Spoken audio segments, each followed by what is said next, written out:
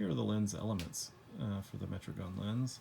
You can see this is the front, this is the rear. You can see the lenses are very highly curved, almost like a fisheye lens.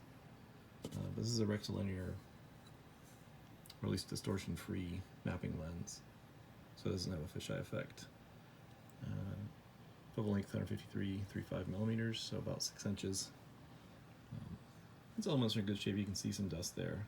Haven't done any cleaning at all to them. There is a very tiny,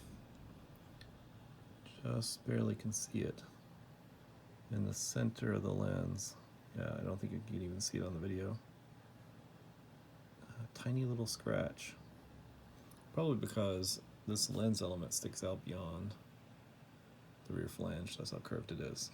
So someone probably put it face down. That's okay. It won't be noticeable in pictures. This is the rear or center filter. See, there's a shaded area in the middle. It is a yellow filter for black and white photography, and that is because it's a wide angle lens, 90 or 100 degree viewing angle, so you would have fall off without a center filter.